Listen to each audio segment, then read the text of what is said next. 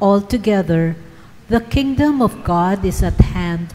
Repent and believe in the gospel. Alleluia, alleluia, alleluia. The Lord be with you. And with your spirit. A reading from the Holy Gospel according to Mark. Glory to you, O Lord.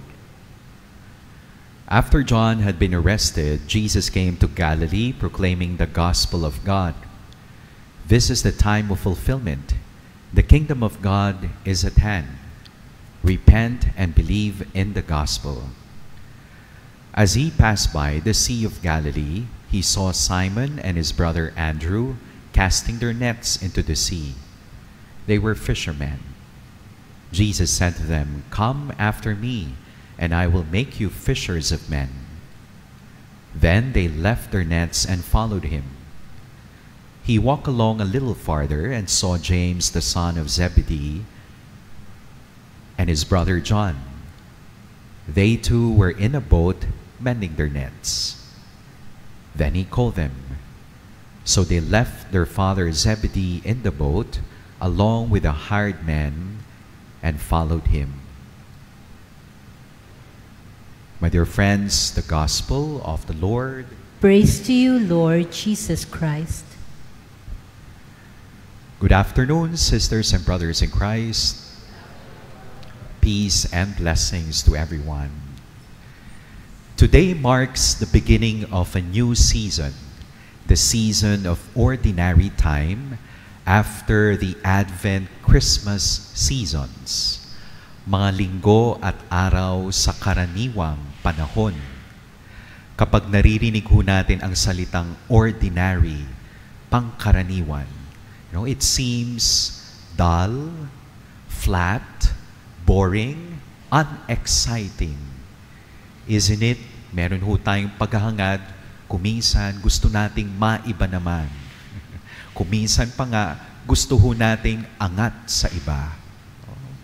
Pero meron hong kasabihan, the desire to be extraordinary is ordinary.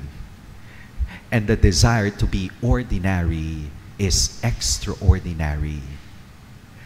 My dear friends in Christ, our readings today invite us to reflect and ponder that holiness is not only found in the extraordinary moments of our lives, but holiness can be found in the simplicity of things. There is profoundly meaningful as we embrace the ordinariness of our life. Sa kapayakan ng puso, andoon ang tunay na kalayaan. Andoon ang tunay na kapayapaan. Andoon ang tunay na kaligayahan. In the ordinariness of life. In our first reading, it says here, God communicates, reveals Himself fully through His own Son. And our Lord Jesus is divine inasmuch as He is human. He is Savior inasmuch as He is servant, an ordinary servant like us. Sabi ho sa ating gospel reading ngayon, pinili po ng ating Panginoong Hesus ang mga ordinaryong tao, fisherman. Maaring may nakikita ho siyang something extraordinary in the dispositions of a fisherman. Ano-ano ho yung maaari nating matutunan sa mga mangingisda? Una po, faith. Faith, pananampalataya. Fishermen trust that there would be a catch of fish, even though things are unclear. Hindi ba? Katulad rin po, tayo po ay nagsisimula sa panibagong taon. We are also called to have that fisherman's trust.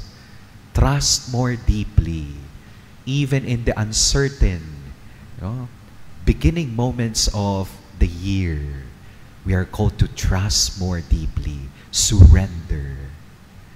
Another quality of a fisherman is focus. Fishermen, they are really alert, regarding the signs of the presence of the fishes. So we are called to focus. Focus on what really is essential in our life. Ano nga ba talaga ang hinahangad ng puso? And we focus on it. Avoid distractions. So faith, focus, fortitude. Marami hong pinagdadaanan ang mga mangingisda, with the waves, with the weather conditions. But indeed, they endure all these things. Definitely, marami ho tayong mga challenges na haharapin. But with patience, perseverance, faith, makakayanan po natin. Also, flexibility of the fisherman. They would really adjust to the waves.